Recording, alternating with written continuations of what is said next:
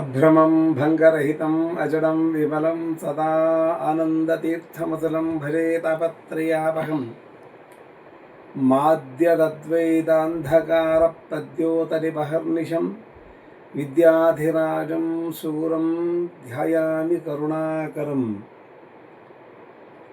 ಈ ದಿವಸ ಪರಮ ಪೂಜ್ಯರಾದಂತಹ ವಿದ್ಯಾಧಿರಾಜ ತೀರ್ಥ ಶ್ರೀಪಾದಂಗಳವರ ಆರಾಧನಾ ಮಹೋತ್ಸವ. ಶ್ರೀ ವಿದ್ಯಾಧಿರಾಜ ತೀರ್ಥ ಶ್ರೀಪಾದಂಗಳವರ ಕಾಲದಲ್ಲಿ ಶ್ರೀಮನ್ಮಧ್ವಾಚಾರ್ಯರಿಂದ ಬಂದಂತಹ ನೇರ ಪರಂಪರೆ ಇನ್ನೊಂದು ಕವಲಾಗಿ ಹೊರಟಿದ್ದನ್ನು ನಾವು ಕಂಡಿದ್ದೇವೆ. ಏಕೆಂದರೆ ಅವರಿಗೆ ಇಬ್ಬರು ಶಿಷ್ಯರಿದ್ದರು. ಇಬ್ಬರು ಮೊದಲು ರಾಜೇಂದ್ರ ತೀರ್ಥರು ಅಂಥೇಳಿ ಅವರಿಗೆ ಆಶ್ರಮ ಕೊಟ್ಟಿದ್ದರು, ಅವರ ಅನಾರೋಗ್ಯದ ನಿಮಿತ್ತವಾಗಿ. ಆದರೆ ಅವ್ರನ್ನ ವೇದಾಂತ ಸಾಮ್ರಾಜ್ಯಕ್ಕೆ ಕೂಡಿಸಿದ್ದಿಲ್ಲ. ಅವರಿಗೆ ಮೂಲ ಗೋಪಾಲಕೃಷ್ಣದೇವ್ರನ್ನ ಕೊಟ್ಟು ಅವ್ರನ್ನ ಬೇರೆ ಅವರ ಶಾಖಾ ಮಠವನ್ನು ಮಾಡಿದರು. ಅದು ಪೂರ್ವಾದಿ ಮಠ ಎಂಬುದಾಗಿ ವ್ಯಾಸರಾಜ ಮಠ ಅಂತ ಈಗ ಕರೀತಾರೆ. ವ್ಯಾಸರಾಜ ಮಠದ ಪೂರ್ವಾದಿ ಮಠ ಅಂತಾಯಿತು. ಇದು ಉತ್ತರಾದಿ ಕವೀಂದ್ರ ತೀರ್ಥರು ಬಂದಿದ್ದು ಉತ್ತರಾದಿ ಮಠ ಎಂಬುದಾಗಿ ಹಾಗೆ ಪರಂಪರೆ ಮುಂದುವರಿತದೆ. ಹೀಗೆ ಎರಡು ಭಾಗ ಆಗಿರೋದು ಇವರ ಕಾಲದಲ್ಲಿ ಅಂತ ತಿಳ್ಕೊಳ್ಬೇಕು. ಶ್ರೀಪಾದಂಗಳವರು ನಮ್ಮ ಸಾರಸ್ವತ ಲೋಕಕ್ಕೆ ಅನೇಕ ಕೃತಿಗಳನ್ನು ಕೊಟ್ಟಿದ್ದಾರೆ.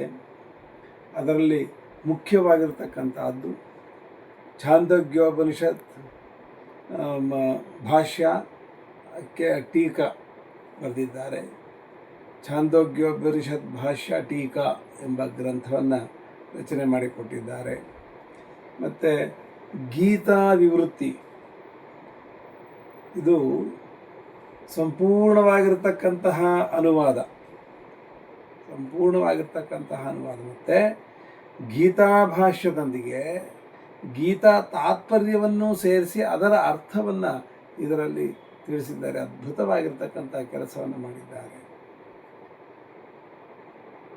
ಮೂರನೇದು ವಿಷ್ಣು ಸಹಸ್ರನಾಮದ ಮೇಲೆ, ವಿಷ್ಣು ಸಹಸ್ರನಾಮ ವಿವೃತ್ತಿ ಅಂತ ವಿಷ್ಣು ಸಹಸ್ರನಾಮದ ಮೇಲೆ ಅದ್ಭುತವಾಗಿರ್ತಕ್ಕಂತಹ ವ್ಯಾಖ್ಯಾನವನ್ನು ಮಾಡಿದ್ದಾರೆ.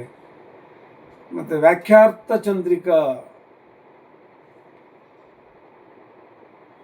ಜಯತೀರ್ಥರ ಶ್ರೀಮನ್ ನ್ಯಾಯಸುಧೆ, ಅದ್ಭುತವಾಗಿ ಮೇರುಕೃತಿ. ಆ ಜಯತೀರ್ಥರ ನ್ಯಾಯಸುಧೆಗೆ ಮತ್ತು ವ್ಯಾಖ್ಯಾನವನ್ನು ಬರೆದಿದ್ದಾರೆ. ಇದು ವ್ಯಾಖ್ಯಾರ್ಥ ಚಂದ್ರಿಕಾ ಎಂಬುದಾಗಿ ಪ್ರಸಿದ್ಧಿಯಾಗಿದೆ. ಕೊನೆಯದು ವಿಶ್ವಪತಿ ಎಂಬತಕ್ಕಂತಹ ವ್ಯಾಖ್ಯಾನ. ಇಷ್ಟು ಗ್ರಂಥವನ್ನು ಕೊಟ್ಟು ನಮ್ಮನ್ನು ಉದ್ಧಾರ ಮಾಡಿರ್ತಕ್ಕಂತಹ ವಿದ್ಯಾಧಿರಾಜ ತೀರ್ಥ ಶ್ರೀಪಾದಂಗಳವರ ಅನುಗ್ರಹ ಎಲ್ಲರಿಗೂ ಉಂಟಾಗಲಿ ಅಂತ ಪ್ರಾರ್ಥನೆ ಮಾಡ್ತೀನಿ. ಶ್ರೀಕೃಷ್ಣ ಅರ್ಪಣಮಸ್ತು.